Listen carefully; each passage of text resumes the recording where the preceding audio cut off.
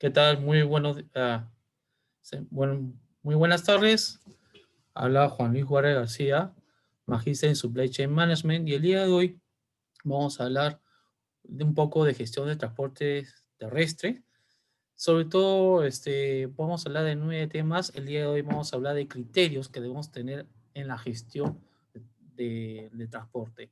Soy magíster en Supply Chain, tengo 15 años de experiencia en el área de transportes, con experiencia en grandes empresas del sector industrial B2B y B2C. Y nada, actualmente me estoy dedicando a hacer asesorías en operaciones logísticas. Y empezamos el día de hoy, ¿no? El tema del día de hoy, martes, vamos a hablar de los factores claves en el transporte terrestre. 100% full transporte terrestre, ¿ok? Ahí vemos unas figuras de las características no físicas de las unidades, ¿no? Que se caracterizan por ser furgones, camiones de 30 toneladas, plataformas que ya lo vamos a ver más adelante. Empezamos. Factores clave son aquellos factores que yo he identificado en mis 15 años de experiencia en ese rubro. La teoría de varias bibliografías te puede decir varias pautas, pero he tratado de consolidar toda esta filosofía, toda esta teoría al ámbito real, ¿no? Sobre todo de la realidad peruana. Un factor clave que debes considerar antes de implementar o crear una empresa de transporte, si vas a entrar en una operación de transporte, debes considerar, por ejemplo, lo primero, la seguridad. Segundo, saber negociar. ¿Por qué? Porque a lo largo de todo el proceso de transporte vas a negociar fletes, vas a negociar con proveedores, vas a negociar con tus superiores, con tus subalternos, para que toda la operación de transporte sea 100% segura y 100% también con una buena performance de gestión. Tienes que saber dimensionar la operación. Luego lo vamos a ver en qué consiste. El tamaño. Una cosa es una empresa de transporte que tiene 5 unidades de porter y otra es entrar a trabajar en una empresa de transportes que tiene 150 o 300 unidades con una característica de transporte de 30 toneladas cada uno, ¿no? Y el soporte de la operación. Vamos a hablar en este punto de aquellos eh, soportes clave que nos pueden ayudar a la gestión de transporte. Por ejemplo, el servicio de estibajes, que son las personas, un ejemplo, que son las personas que hacen la descarga y la carga de la mercadería a la unidad. Es un ejemplo. ¿Ok? En estos 45 minutos vamos a hablar, a grosso modo, muy macro, este tema, porque entrar a detalle por cada ítem vamos a necesitar más de 45 minutos. Por ejemplo, un día entero hablar de seguridad, un día entero hablar de negociación. Entonces, 2 días en hablar sobre dimensionamiento de la operación y así sucesivamente. Pero tenemos 45 minutos, así que vamos a hablar a grosso modo, a nivel macro, esos temas. Seguridad. Ahí vemos esta foto que los que operan en el proceso de transporte saben muy bien que tenemos que cuidar, tenemos que gestionar nuestro equipo, tanto físico como nuestro equipo humano, para que esas consecuencias de accidentes no ocurran, sobre todo en accidentes de transporte de ruta larga, ¿no? ¿Qué aspecto debemos considerar en la área de seguridad? El nivel de riesgo de rutas a utilizar. Por ejemplo, lo que saben en el tema de transporte, saben que una cosa es hacer un transporte local dentro de Lima Metropolitana y otra, gestionar transporte a través de rutas largas. Por ejemplo, un Lima Ancón o un Lima Huacho que tiene que pasar por Pasamayo, ¿no? Tiene que el conductor saber cuáles son los puntos críticos de la carretera por donde va a movilizarse. ¿Conforme? Luego voy a demostrar una herramienta así muy pequeña que te puede ayudar o que les puede ayudar en gestionar en reducir el nivel de riesgo en ruta larga o también se puede aplicar en rutas chicas dentro de Lima Metropolitana. Escuela, no hay que olvidarnos de nuestro recurso humano, por favor. hay que tener una escuela de conductores. En empresas grandes de Lima, de Perú, sobre todo yo trabajé en una empresa de transportes de cervecería, donde la cantidad de conductores era aproximadamente entre 150 a 200 conductores solo en Lima Metropolitana. Tenemos, o la empresa tiene una escuela de conductores que ayuda al conductor a identificar posibles riesgos en ruta, en gestionar bien su tracto de movilización, aprendiéndole, enseñándoles a hacer una buena frenada, no tan impetuosa, ¿no? Con la consecuencia de reducir el consumo de combustible, por ejemplo. En la escuela de conductores se le ayuda también al conductor a identificar posibles peligros que pudiese existir en una ruta determinada. También se le enseña cómo hacer una buena performance de giro del tracto, sobre todo aquellos tractos de 30, 20 toneladas, ¿no? Que tiene un arrastre de empuje de aproximadamente 25 a 30 toneladas de carga. ¿Ok? En la escuela de conductores también se le enseña al conductor, por ejemplo, toda la normativa que el Estado peruano nos aplica a los transportistas, sobre todo en el tiempo de manejo máximo que debe tener un conductor, tanto en el turno diurno como en el turno nocturno, ¿no? Eso es lo que debes considerar. Siempre hay que cuidar nuestros recursos humanos. Luego tienes que vializar, perdón, eso se repite, tiene que haber una gestión de flota. La seguridad en la famosa torre de control. ¿Por qué? La torre de control nos ayuda, primero, a visualizar al conductor a través de cámaras DMS, visualizar al conductor en pleno manejo si está durmiendo o si está cansado o cuando la unidad sobrepasa el límite superior de velocidad que debe tener la unidad. Por ejemplo, un Lima Huaral, un Lima Chimbote, ¿correcto? ¿Por qué torre de control? En la actualidad hay mucha moda en el tema de gestión de flota y se está hablando mucho de la torre de control, que es un área del, del proceso de transporte eh, que se encarga de monitorear la performance de la conducción del conductor, valga la redundancia, y mide la performance de la unidad en temas de control de combustible, en temas de paradas bruscas, en temas de giros sobre límite, en tema de si se están haciendo las paradas obligatorias de descanso en ruta, eh, el nivel de lubricante, el nivel de aceite, todo a través de sensores, la famosa sensorización, que manda la señal inmediatamente online en tiempo real al centro de control, donde están los supervisores, los controladores, y ven en pantallas gigantes toda la gestión de la unidad, desde su posicionamiento hasta cómo el conductor está gestionando la unidad. La torre de control ya está haciendo que el simple controlador de GPS esté quedando desfasado. Ahora, toda la gestión de flota se está dirigiendo hacia la implementación de la torre de control. Esto ya se está haciendo en DHL México, ya se está haciendo en Ambev de México, y acá en el Perú se inició hace varios años atrás con la empresa de transportes de Transporte 77, que es la empresa transportadora de vacos. Ventanas horarias de ingresos y salidas. A veces hay que tener muy bien mapeado cuando necesitamos entregar mercadería, por ejemplo, a una empresa agroexportadora en Tambo Grande, necesitamos saber si la unidad va a ser atendida cuando llegue, por ejemplo, a la 1 de la mañana o a las 2 de la mañana, porque sabemos muy bien que a veces hay empresas que no tienen personal de turno madrugada que pueda atender a nuestras unidades. Entonces, la unidad corre el peligro durante el pernote en en algún grifo, en algún peaje o al costado de la carretera, corre el peligro de que pueda ser, la mercadería pueda ser sustraída por personas de mal vivir. Tienes que tener mucho cuidado con este punto. Una cosa es entregar mercadería en la Molina y otra cosa es entregar mercadería en un páramo, en una chacra, en una zona despejada del norte de Lima, ¿no?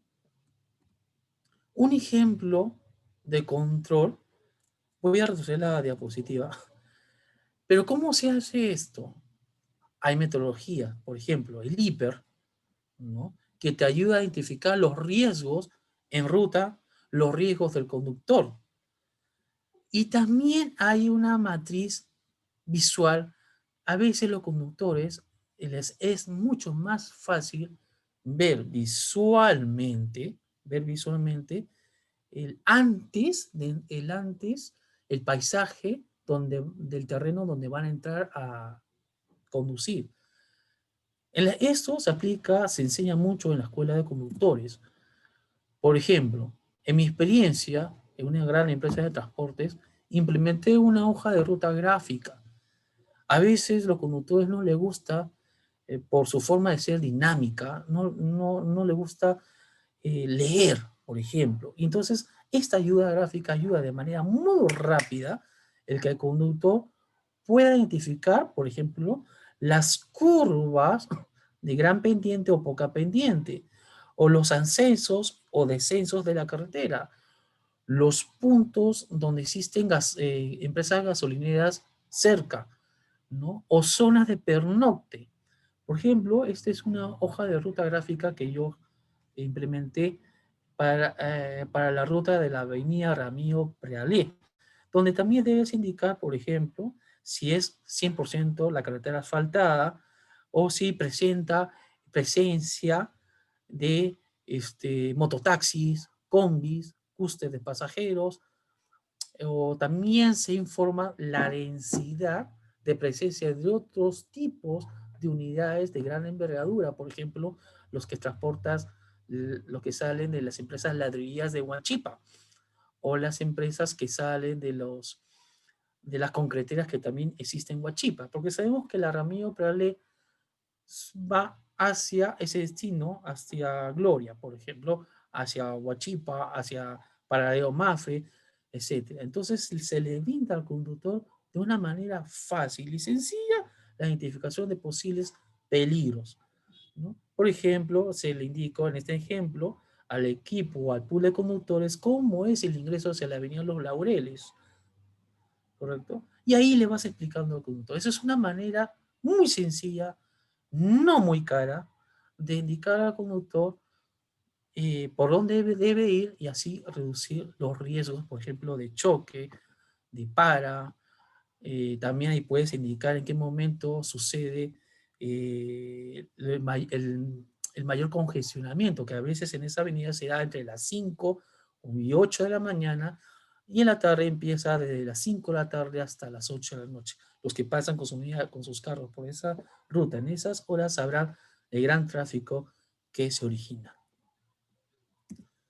Luego, otro punto importante que muy pocos toman en cuenta es el tipo de negociación. La negociación es una variable intrínseca, no tan tangible, ¿no? Que todos debemos desarrollar. Lógicamente que nadie nace sabiendo negociar, pero el desarrollo de esta variable es importante porque te va a ayudar a conocer, por ejemplo, a gestionar de la mejor manera a tu proveedor, por ejemplo. O podrás también, si tú eres proveedor de transporte, te ayudará a tener más llegada con, por ejemplo, el gerente de transporte de la empresa que tú le quieres dar servicio de transporte, ¿no? Eh, si, por ejemplo, tú eres un supervisor de transporte en una empresa que tiene sindicato, desarrollar el tema de la negociación te va a ayudar en, por ejemplo, reducir el nivel de conflictos que en la vida real a veces sucede. Son 4:23, me voy a apurarme en el tema. Una característica de un buen negociador es que te debes enfocar en los intereses de cada parte, no en la posición en la que está. ¿Cómo se entiende esto? tú no eres, si tú eres gerente de transporte o un jefe de transporte, un supervisor de transporte, no negocies en la posición de que soy el supervisor y yo te voy a mandar. No, porque ambas partes tienen que ganar. Debe haber una negociación colaborativa, el famoso win-to-win, porque el proveedor de transporte siempre va a estar ahí para apoyarte, pero te va a apoyar si es que la contraparte lo atiende bien. ¿En qué lo debe atender? En que se cumpla su periodo de pago, en que el área de despachos atienda en la hora que se le indica al transportista que tiene que llegar para hacer el carguío, por ejemplo. Y el transportista tiene que atender bien a su cliente en llegar a tiempo. Si es que no llega a tiempo a un punto, no por culpa de su cliente, del cliente principal, a veces se generan conflictos en la cual el conductor se pone, a veces en la vida real, lo que está en la vía de transporte me van a avalar lo que estoy diciendo. A veces el conductor, cuando llega a un punto y no es atendido, se pone a veces a gesticular, a gritar, a reclamar y genera conflictos. Entonces hay que enseñarle también al conductor herramientas de negociación. No permitas que se personalice el conflicto, por favor. Si una persona te cae mal y vas a empezar viéndolo como un ente y lo empiezas a minimizar, vas a perder la negociación. Si es que la contraparte sabe negociar mejor que tú, te va a ganar. Tienes que buscar intereses como, eh, cada uno va a querer ganar, entonces se tiene que contrapesar, tiene que haber un equilibrio de negociación. Nunca personalices el conflicto. Por favor, antes de tomar una decisión, intenta tener varias posibilidades de posible solución. Por ejemplo, si tu cliente te dice, mira, ¿sabes qué? Te voy a reducir el flete. Usted como proveedor de transporte no se debe quedar con el famoso, ok, no. Si no quieres que te reduzcan el flete, preséntale un abanico de posibilidades de mejora que ayude a que no te reduzcan el flete. Existen un montón de estrategias. Desde que me das, o a veces cuando el transportista no quiere perder, le dice al dueño de la empresa que está solicitando el transporte, le dices, dame amplíame la cartera de viajes y yo te puedo reducir de un 5 a 8% del flete. ¿Correcto? Y eso te va a convenir más porque te va a ampliar el radio de acción de trabajo para ti, en vez de que te quiten toda la torta de negociación. 4. Toma la decisión basándote en criterios objetivos. Por ejemplo, no vas a ir a negociar sin tener un objetivo claro. Por ejemplo, una cosa es que un transportista vaya a gestionar y diga, voy a aceptar que me des esta negociación de frentes porque sé que me va aumentar en un 20% mis ganancias o mi participación en todo el sistema de transporte. Ese es cuando un transportista va con esa capacidad, con ese objetivo, lo aplaudo. Pero es muy diferente a un transportista que va y no tiene un abanico de posibilidades de solución al que le provee la solicitud de carga, ¿no? Luego, dimensionamiento de la operación es muy importante y es algo en la cual muchos pierden. ¿En qué sentido? ¿Por qué les voy a explicar? Ustedes han visto en LinkedIn que a veces hay jefes de transporte de diversas empresas que dicen, necesito 3 unidades de 30 toneladas, necesito 5 toneladas de 20 toneladas, necesito 10 unidades plataformas, necesito 4 unidades a la gaviota. Por favor, comunicarse a este correo o a ese número. Yo leo esos comentarios y digo, ¿qué más? ¿Qué más? ¿Qué más falta? ¿Por qué? Ahora le voy a decir por qué. Porque una cosa es que tú pidas 5 unidades plataformas y cuando va el transportista a brindarte esas 5 unidades de transporte, siempre te va a preguntar, ¿cuánto viaje me vas a dar? No, es solamente una vez por semana. Ah, ya mi flete es tanto. Pero es muy caro. Sí, pero me estás llamando para una sola vez, para un solo servicio al mes. Si tú me das 20 servicios al mes, mi flete puede reducirse y mejorar mi propuesta económica. O a veces también ponen, necesito 30 unidades de 30 toneladas y tal vez un proveedor tenga esa capacidad de flota y se la quiera brindar. ¿no? Pero luego el cliente dice, no, pero ¿tiene permiso para transportar Marpel? Ah, bueno, en el LinkedIn no piden permiso para transportar Marpel. Ah, pero yo necesito, las unidades las necesito con permiso en Marpel porque voy a transportar soda en escamas. Ah, no, no tengo. Entonces pierdes tiempo de negociación y pierdes tiempo en solucionar una operativa que necesitas dinamizar. Tienes que preguntar cuáles van a ser los tiempos de la operación, porque muchos saben que nos piden unidades a las 6 de la mañana, una empresa aduanera nos pide unidades a las 6 de la mañana y recién nos atienden a las 11 de la mañana. Entonces tienes la unidad parada desde las 6 hasta las 11. Y si tú no tienes mapeado eso, tal vez tengas una pérdida económica porque en la propuesta económica que le brindaste a la gente de aduanas, no pusiste ese colchón de seguridad financiero. Y luego tú vas a decir, oye, me están demorando en la carga, te voy a cobrar un falso flete. Oye, pero no está en el, en el acuerdo que tenemos firmado tú y yo. Tiempo de la operación. Volumen a transportar.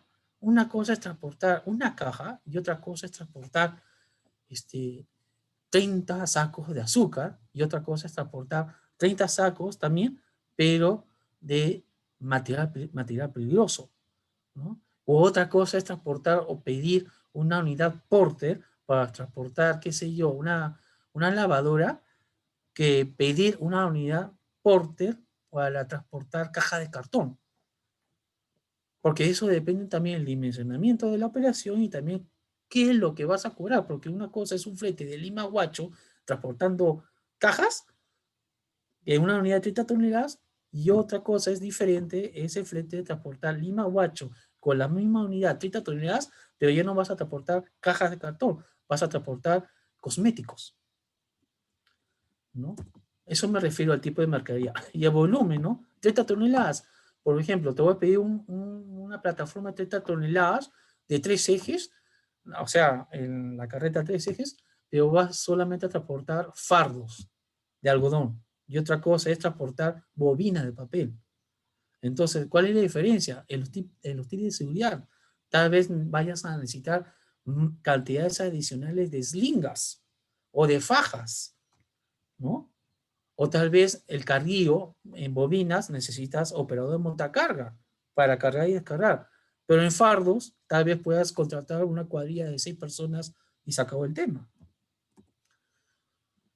Devolución, sobre todo aquellos transportistas que se dedican a la distribución de última milla, este indicador de devolución es importante.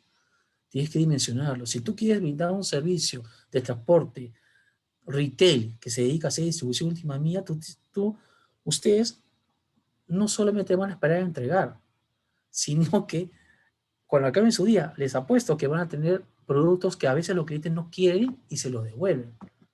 Y a veces en tu propuesta económica solamente has cotizado la operación de entrega, más no la devolución. Y tienes que ir nuevamente al centro de distribución, por ejemplo, que está en Luri, y hacer la entrega de la devolución, la guía de remisión, y tal vez no puedas facturar porque has firmado un contrato de servicio y no has puesto ese tema en una cláusula determinada, ¿no? Arquitectura de costos. Una vez que tienes los tiempos de operación, el volumen a transportar, el tipo de mercadería que vas a transportar, si vas a considerar devolución, tienes que armar tu arquitectura de costos, que todos sabemos que una parte de costos son fijos y otra cosa son costos variables, ¿correcto? Entonces ahí recién vas a mapear, aunque en un mes determinado voy a hacer tantos viajes, voy a transportar tantas toneladas, el producto de mercadería es MAPE, aunque voy a necesitar pagar viajes, hace toda su estructura de costos, va a haber la apreciación de las llantas, de la unidad, perdón, y recién tienes una arquitectura de costos y recién pues venga una, un cotizador de fletes aproximadamente más o menos la realidad para que no pierdas. Tipo de unidad a utilizar. Una cosa que te pidan una unidad de 20 toneladas sin decir nada, y cuando envías tu unidad de 20 toneladas, furgón cerrado, metálico, llegas y te dicen, uy, pero yo no, el supervisor te dice a ti, pero yo no pedí unidad furgón de 30 toneladas, he pedido a la gaviota. Yo le pido a mi jefe, que es el jefe de transporte, una a la gaviota. Y el conductor dice, caramba, tu jefe me ha hecho una unidad de fútbol de 30 toneladas, no me dijo que era a la gaviota. El supervisor de transporte te dice, necesito a la gaviota porque necesitan cuadrarse en paralelo al muelle, a la rampa, y vamos a cargar con 2 montacargas de costado. Tu unidad no me sirve. A veces sucede. Si no mapeas bien ese tema, puedes perder tiempo. Cuando el transportista se puede cobrar un falso flete, ¿no? Y puedes estar generando tráfico dentro de la rampa de despacho. Y obviamente tienes que tener métrica de gestión, los famosos KPIs. Aquí yo no te voy a decir que KPI debe ser SMART, ¿no? Entendible, medible, etcétera, etcétera, etcétera. Eso entiendo que lo sabe. Pero una cosa es, y en la literatura de logística, supply chain, hay como 20, 30 indicadores. Y a veces los jefes de operaciones, los supervisores de operaciones, los coordinadores de operaciones quieren implementar los 20 y los 30 KPIs, porque en teoría, si algo que no mides, no controlas. Pero a veces en la vida real, cuando tienes 20 o 30 indicadores para un determinado proceso, ¿qué ocurre? No los controlas a todos. El control de tus 20, tus 15, 30 indicadores no lo vas a hacer al 100%. Y siempre en las reuniones de trabajo, tu superior o el área comercial, porque también el área de comercial baja a la operación de transporte para saber cómo va el despacho de su mercadería, le va a interesar de esos 20 o 30 de KPIs, 2 o hasta 5 máximos más importantes. Y sobre esos indicadores tienes que hacer tu gestión. ¿Qué indicadores entonces me van a preguntar? ¿Qué indicadores debo tomar en cuenta? Depende de tu modelo de negocio. ¿No? No todas las empresas son iguales. No en todas las empresas a los gerentes les interesa la misma información.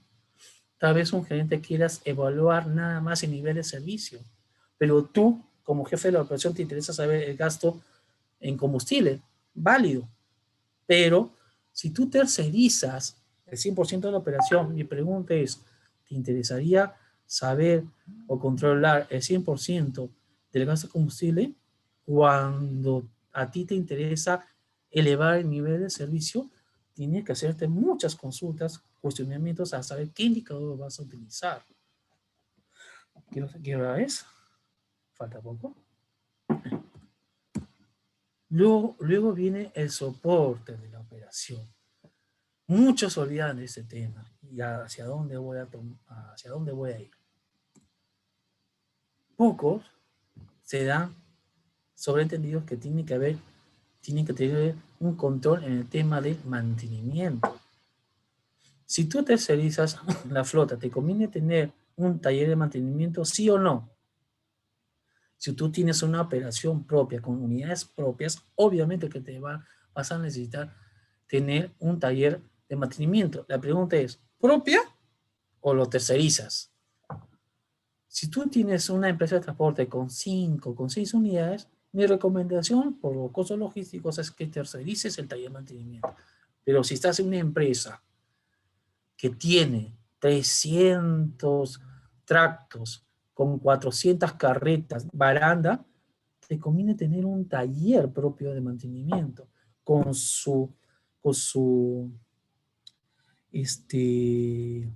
¿cómo se dice esto? Con su bóveda de combustible subterráneo, para que también cumpla el tema de la funcionamiento de un grifo, ¿no? Como lo tiene la empresa de transporte de barcos, ENATE, ¿no? Entonces, y también, si vas a tercerizar el mantenimiento, tú tienes que hacer una evaluación de proveedores, que se va a explicar en las siguientes clases, o en los siguientes temas, porque ahorita 45 minutos no va a alcanzar para hablar de todo ese tema de mantenimiento, sino te conviene gestionar al proveedor de transporte. Tienes que ubicar si el taller que vas a escoger está cerca a tu centro de operación. Si te va a brindar facilidades de pago a 30, a 60, a 120 días. No sé, se me ocurre. Y otra cosa es si el taller está especializado para el tipo de unidad que tú tienes. Por ejemplo, no es lo mismo, y los transportistas saben lo que me están viendo, No es lo mismo hacer un cambio de kingpin de 2 pulgadas a un kingpin de 3 pulgadas. ¿Y qué es kingpin? Es la unión de la carreta o el tractor, perdón, de la carreta con el tractor. Sabemos que el tractor es el que moviliza toda la carga, donde está el conductor. El kingpin es lo que está, el tractor tiene el plato con un orificio en el medio y la carreta tiene el kingpin como un, supongo, lo vamos a decir, no, es un ejemplo, como un clavo que va enganchado. ¡Plac! Entonces hay kingpin de 2 pulgadas, de 3 pulgadas, hay kingpines sólidos, hay kingpines que se pueden sacar y meter a libre albedrío. Todas esas cosas lo tienen que evaluar. Los aspectos legales. No es, una cosa es transportar nuevamente basura y otra cosa es transportar cosméticos. Una cosa es transportar cosméticos y otra cosa es transportar material peligroso. Una cosa es transportar basura y otra cosa es transportar insumos y químicos fiscalizados. Entonces, los aspectos legales se pueden, dependiendo del tipo de mercadería peligrosa, los aspectos legales se vuelven más estrictos de cumplir. Los seguros, igualmente. Y ese mismo ejemplo que acabo de decir hace un momento. Una cosa es transportar cajas de cartón y otra cosa es transportar, a ver, bidones de ácido sulfúrico. Los seguros tienen otro valor. La gestión documentaria. A veces en algunas empresas se terceriza este sistema de gestión documentaria porque no es un core de la operación de transporte. Pero aquellas operaciones de transporte que sí tienen una gestión documentaria propia, saben muy bien que un día para una operación que moviliza, a ver, 200 toneladas diarias, puede acarrear un promedio de 100 a 200 documentos. A, me refiero a guías de remisión, me refiero a letras, a notas de débito, a notas de crédito, las facturas. No solamente es despachar, sino la guía de remisión con el sello de recepción de mercadería tiene que retornar. A veces en provincia, y ahora que estamos en el tema de las huelgas en el sur y en el norte, el retorno de los cargos, en vez de ser, por ejemplo, un Lima-Ica, en vez de que sea 2 días, crece a 7 días. Es un ejemplo. Tienes que tener mucho en cuenta la gestión documentaria y no solamente eso, sino el control. Porque si te pierde una guía de remisión, te cae la SUNAT y no tienes el control correlativo de los documentos, puedes tener un problema. Gestión de personal de apoyo. Por ejemplo, personal de apoyo, los montacarguistas. Otro personal de apoyo, los estibadores. Otro personal de apoyo, el personal de limpieza. Tienes que, si tú estás en una empresa de transporte que distribuye helados, tu rampa debe estar limpio al 100%. Lo que lo que nos decían nuestras abuelas, ¿no? Debes estar tiza, ¿no? Porque tienes que cumplir buenas prácticas de almacenamiento, tienes que cumplir un BPDT, que es buena práctica de distribución y transporte, etcétera, ¿no? Y, y sobre todo a este personal tiene que también entrar a un tema de capacitación, porque no es lo mismo, por ejemplo, si ustedes subcontratan personal de estivas, no es lo mismo, escuche bien, cargar sacos de 50 kilos de páprica, por ejemplo, en Biruchao, no es lo mismo, y no es lo mismo cargar, por ejemplo, material, material plástico para el consumo humano. No es lo mismo. Entonces, al personal de estivas también hay que capacitar en las formas de carguío exitosas y también en forma de descargar, ¿correcto? Y tienen que tener, yo he visto, por ejemplo, en los campos de cultivo del norte, estivas que cargan o descargan y se suben encima de la carga, con zapatos sucios, etc. El personal de estiva es un área de soporte muy importante y que muchos transportistas los dejan de lado. Es muy importante porque esa misma gente te ayuda, uno, si los tratas bien, o le digo por experiencia, te cargan, por ejemplo, un camión de 30 toneladas, puede cargar, dependiendo de la mercadería, en 2 horas, 2 horas y media, si no me falla la memoria. Pero si tú capacitas en temas de cómo hacer el apilamiento, cómo cargar. Le hace herramientas de carrío, por ejemplo, mesas con polines. Ese tiempo se puede reducir a 40, 45 minutos, lo digo por experiencia, ¿correcto? Y nuevamente, la gestión documentaria, yo he visto en todas empresas de transporte que tienen los documentos tirados en la mesa de trabajo, ¿no? Y este documento, es el documento que recién acaba de llegar el proveedor a entregar de una entrega en Pucallpa. ¿Y por qué no lo archivas? Sí, pues tiene razón, está por aquí por uso, ahorita lo archivo. O a veces te salen con que no tengo el file para el archivador. Ya, pero archívalo a un lado, porque si ese documento se pierde, y ahí está la firma del cliente que está dando su validez para hacer de validez de que estás entregando la mercadería, y lo pierdes, puede haber un problema. Un ejemplo, ¿cuánto tiempo se puede tener los documentos guardados? Según lo que indica la ley contable, si no me falla la memoria, entre 4 a 5 años. Entonces, esos documentos los tienes que guardar por un tema de control financiero. Uno. Dos, a veces, y nos pasa, que un cliente puede, después de una entrega bien hecha, puede pasar 5 o 6 meses y te pide una copia de esa guía, porque quiere reclamar. Y a veces reclama, indica que el producto hemos identificado que tiene manchas y queremos reclamar. Y cuando hacemos el tracking de los documentos, vemos, es un documento de una entrega de hace 6 meses.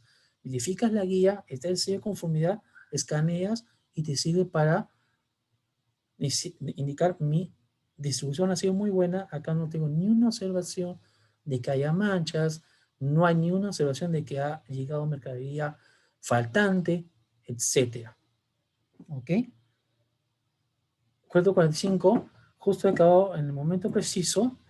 Creo aquí, muchas gracias, acá está mi contacto de correo, mi número de celular, mi profile en LinkedIn. Estoy dispuesto a levantar cualquier observación o dudas que tuviesen al respecto. Por favor. No sé si me están viendo. No sé si, este, ¿cómo puedo ver las preguntas? ¿Mm? A ver, a ver, a ver. No, acá está en otra. Voy a dejar de compartir y quiero ver si hay alguna pregunta al respecto.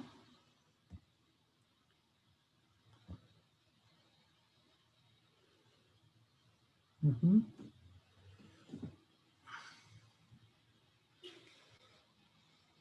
Veo que se está transmitiendo en Facebook. Un momento, por favor. Uh-huh.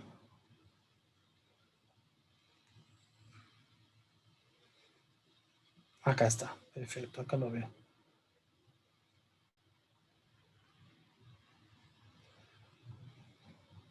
Pueden hacer sus consultas en Facebook.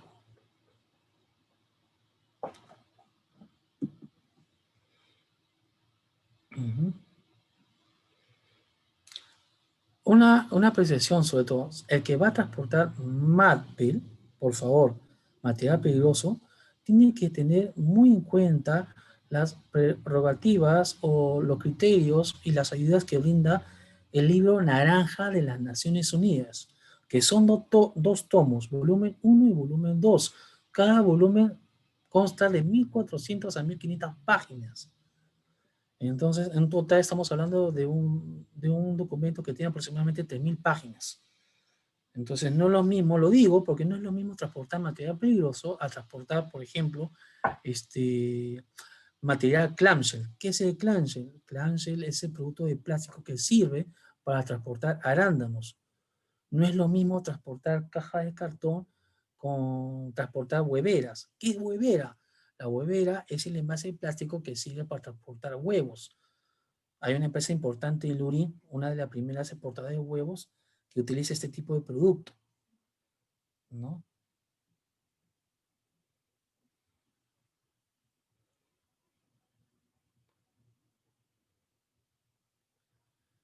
Bien, entonces creo que estoy finalizando la transmisión en vivo, ¿no? Muchas gracias.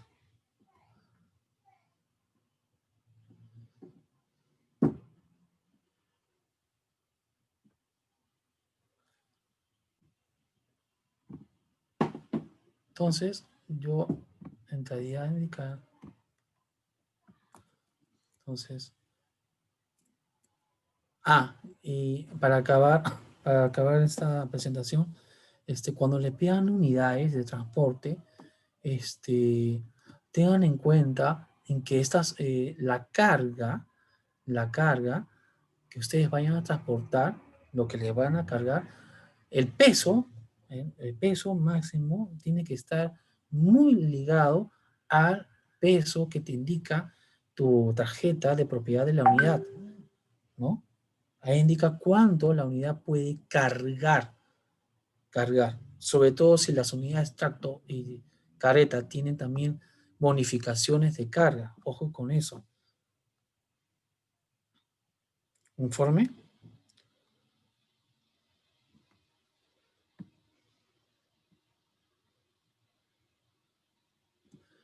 Bien. Muchas gracias entonces por su participación. Espero que les haya sido muy provechoso esta pequeña, a grosso modo, enseñanza de gestión de transporte, tema criterios de transporte. Muchas gracias, agradezco.